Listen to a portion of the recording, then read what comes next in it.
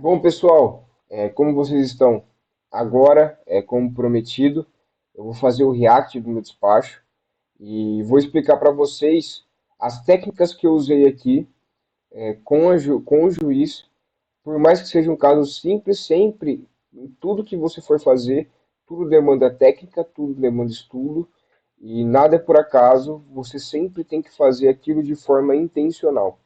E uma dica que eu dou para vocês, eu sei que tem muita gente que tem medo de juiz, que tem medo de despachar, medo de fazer audiência, é ninguém é maior que ninguém.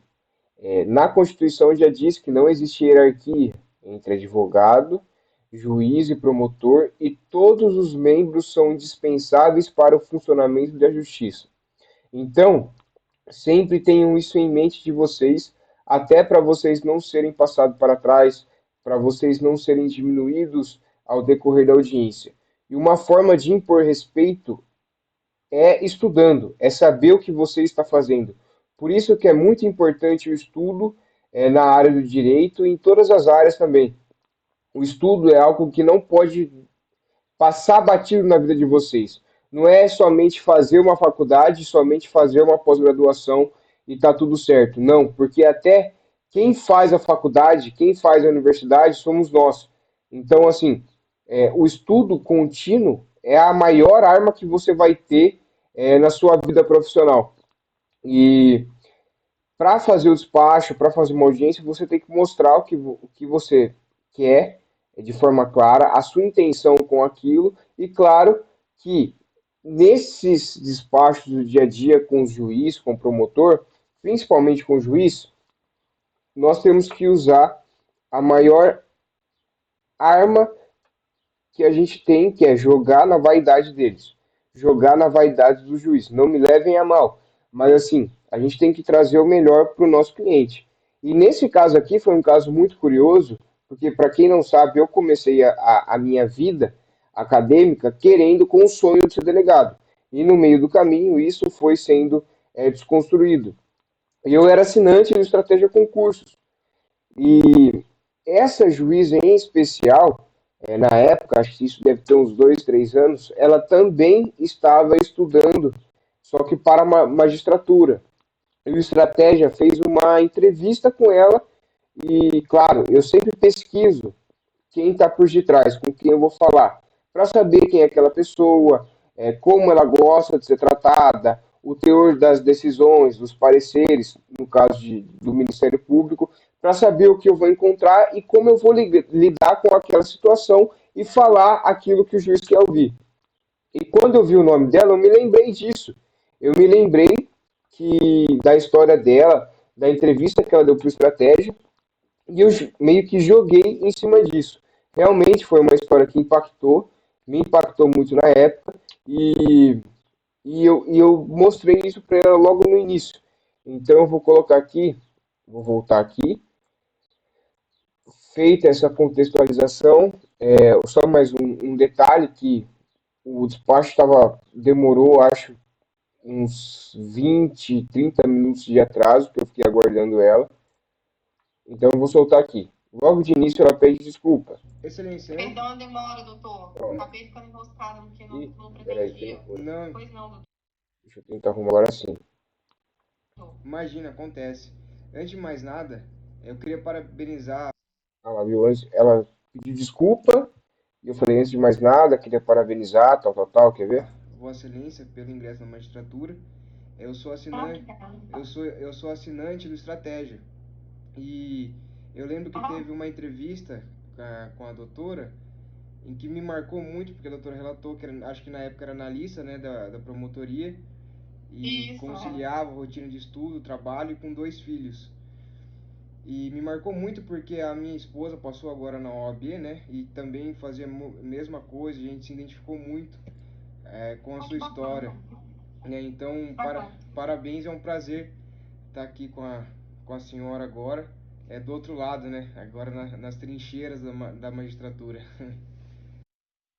Então aqui, nesse primeiro momento, o que eu fiz? Eu criei uma pessoalidade com ela.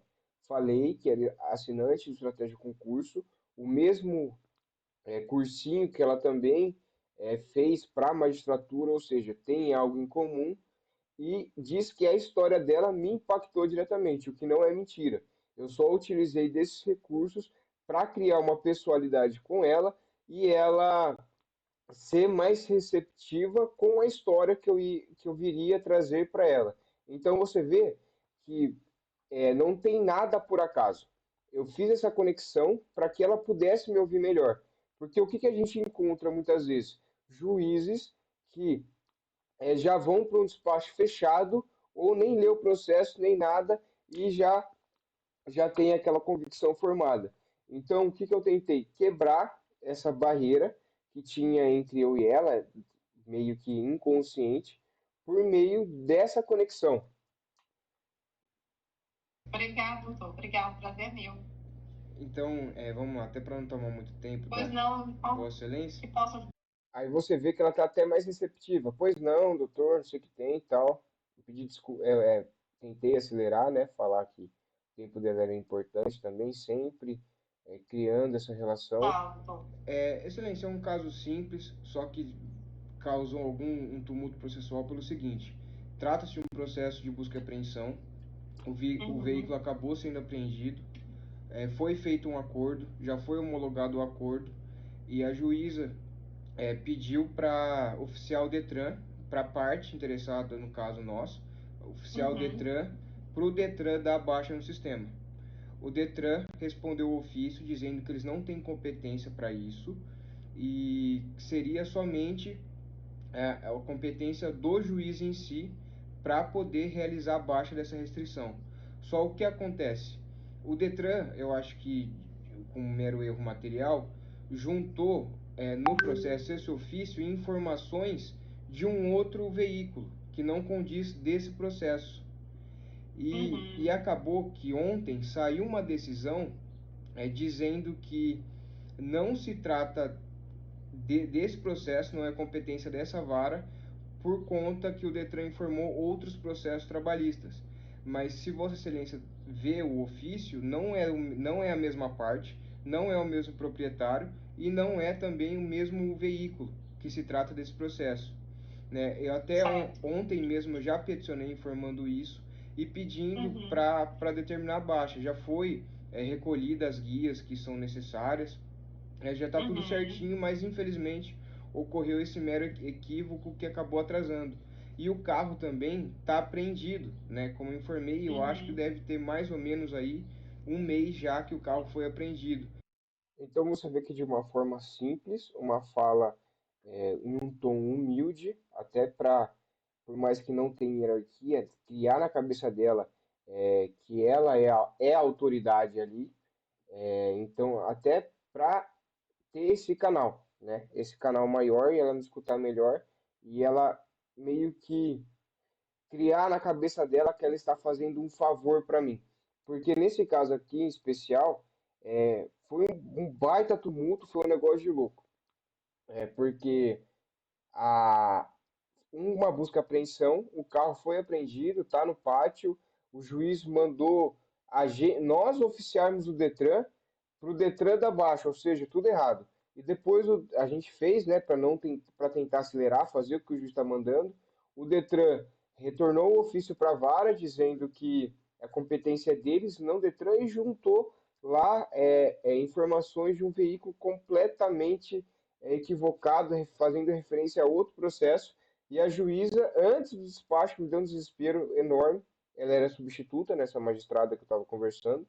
Disse que a competência era do TRT e do TRF e não dela.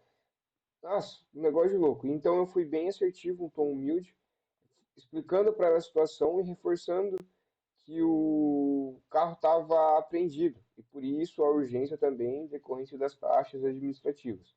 Então está correndo custas de pátio, administrativa, o cliente está no meu pé por conta disso, né?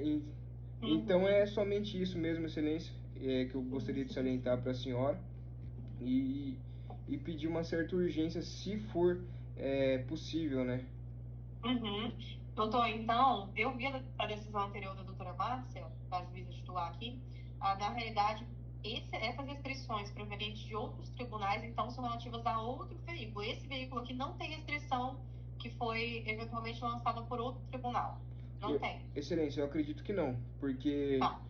até pelo ofício do Detran é referente a outro veículo, né, pelo que eu pude. E assim, outra coisa muito importante, não tentem mentir para juiz. É a pior coisa que vocês fazem. Quando ela me perguntou se tinha outro processo, eu falei que eu acreditava que não. Por quê?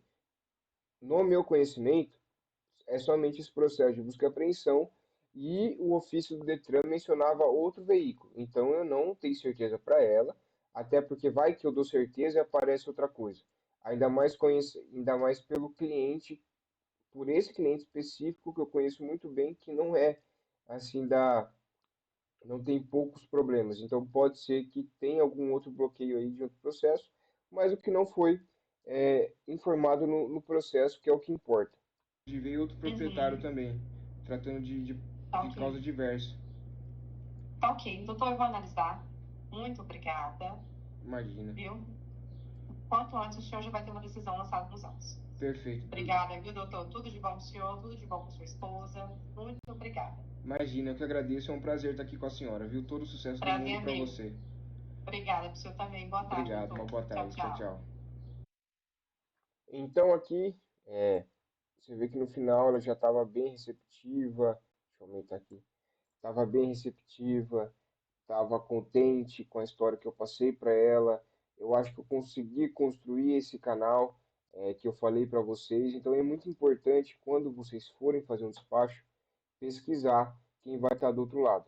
Até para vocês conhecerem a pessoa, porque em um contexto, vamos supor, com um ministro, é um contexto completamente diferente. Chegar, esse despacho teve 4 minutos. Se fosse se eu estivesse despachando com o ministro, com o desembargador, por exemplo, seria no ponto central que eu teria mais êxito. Então vamos supor, um HC, despachar um pedido liminar em um HC com o ministro. É, Antes de mais nada, Vossa Excelência, muito obrigado pela disponibilidade do seu tempo. O meu ponto aqui nessa liminar é que não há contemporaneidade e houve também uma violação da presunção de inocência, sendo que não tem provas suficientes, não estou querendo fazer nenhum reexame de fatos nem de provas no bojo do presidente habeas corpus, mas há uma ausência de contemporaneidade, bem como de autoria delitiva. De novo, não é um reexame, sim uma análise das provas pré-existentes já no bojo do processo. Então, diante disso, o que eu peço na minha liminar é que, ao menos, até o julgamento desse habeas corpus, que se fixe alguma medida cautelar menos gravosa, como, por exemplo, uma prisão domiciliar e, consequentemente, após o julgamento no mérito desse habeas corpus, que seja revogada a prisão preventiva, fixando outra cautelar que seja mais razoável às condições pessoais do réu. Então, é uma forma muito mais assertiva e direta. Com o juiz da comarca, dependendo, claro que vai de caso a caso, dá para você trabalhar um pouco mais os fatos. Mas é sempre de modo muito assertivo, até porque eles não querem perder muito tempo. Se você ficar mais de 5 minutos, pode ter certeza que qualquer juiz vai te cortar. Não tenta contar toda a história, só vai no ponto que justamente você quer. E uma dica que eu dou para vocês aqui: se vocês se sentem inseguros em fazer um despacho, em fazer qualquer coisa, treinem antes. E assim, não tenham medo, agendem despacho, façam despacho, porque é muito importante esse contato com o juiz. Porque muitas vezes a gente fica naquilo do papel, papel, papel, e sempre uma coisa ou outra passa batida. Esse caso mesmo, um caso simples, homologou o acordo, é só dar baixa, era só o juiz dar a baixa no veículo. E acabou passando, acabou acontecendo todo esse tumulto, já vai fazer um mês e não foi dado uma simples baixa em um Renajude. Então é muito importante esse contato pessoal com o juiz, né? Porque o direito tem que ter essa muita pessoalidade. Então é isso, espero que vocês tenham gostado. Qualquer dúvida, me avisem. E eu vou deixar uma caixinha aberta também para vocês darem sugestões de tema. né? Essa aqui foi uma aulinha, não sei quanto tempo tá, mas foi uma aulinha rápida. E se quiser, eu trago algumas aulas maiores nesses dia a dia da advocacia que eu sei que não é fácil. Mas uma coisa é certa, se tem um jeito para você perder o medo das coisas e ficar bom, é fazendo. Então não deixem de tentar, não deixem de fazer. É só isso, qualquer dúvida, eu estou à disposição de vocês e conforme o tempo a gente vai fazendo mais aulinhas dessas aqui, se vocês gostarem. Tá certo? Um bom dia a todos e um bom final de semana a todos. Que tá chegando o próximo já, a gente nem vê mais o tempo passar. Tchau!